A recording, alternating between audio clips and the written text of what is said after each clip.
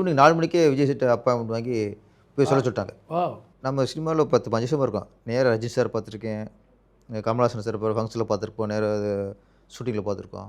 எல்லாருமே விஜயகாந்த், பிரபு sir, Ajith correct. எல்லாம் பார்த்துருக்கேன்.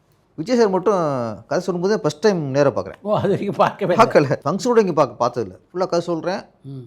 ஒரு 3-4 சீன் அப்படியே ஒரு போயிட்டுருக்கு. அப்படியே நான் தான் காமெடி நடித்து சிரித்து சொல்கிறேன்.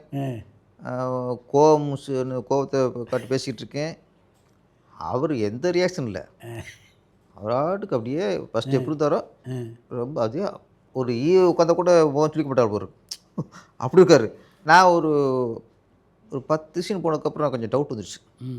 என்னடா எந்த ரியாக்ஷனுமே இல்லையே, கதை பிடிக்கலையோ அப்படின்னு ஒரு பக்கம் மனசுக்குள்ளே ஒரு ஆர்குமெண்ட்டு. அப்புறம் ஒரு மைண்டு சொல்லிடுச்சு, உன் வேலை கதை சொல்கிறது, நீ பாட்டு கதை சொல்லிடு. அருமை. பிடிக்குது அவங்களுடைய இது. நீ வந்து வேலையை பாருங்க மாதிரி ஒரு பிடிச்சி அப்பாதேன் இவர் ரியாக்ஷன் எதிரக்கூடாது. நான் முன்னாட்டுக்கு அடிச்சு விட்டு பட்டாசு பால் மாதிரி பேசுகிறேன், சனி சகடம் மாதிரி கத்தி பேசுகிறேன். என்ன பேசினாலும் அவர் அப்படியே இருந்தார். கடைசி கதை சொல்லி முடிச்சிட்டேன். எஸ்சி சார் கூட வந்தார். ரெண்டு கேட்டாங்க. நான் இப்போ 5 நிமிஷம் ஹாலில் உட்காருங்க வந்துடும்னாரு. சரி ஹாலில் உட்காந்தேன்.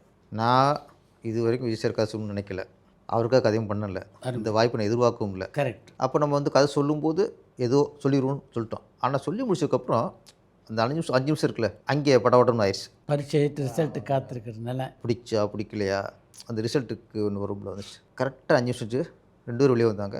எதுவுமே பேசலை, கை கொடுத்தார். கொடுத்துட்டு கதை நல்லா இருக்குது பண்ணலாம், 2 வார்த்தை தான். இதானே தேவை. அப்புறம் சீனை போய் அது நல்லா இருக்குது இது நல்லா இருக்குது அதெல்லாம் தேவையில்லையே, கதை நல்லா இருக்குது பண்ணலான்ட்டார். ஒரே சிட்டிங் தான் கதை பிடிச்சி போச்சு.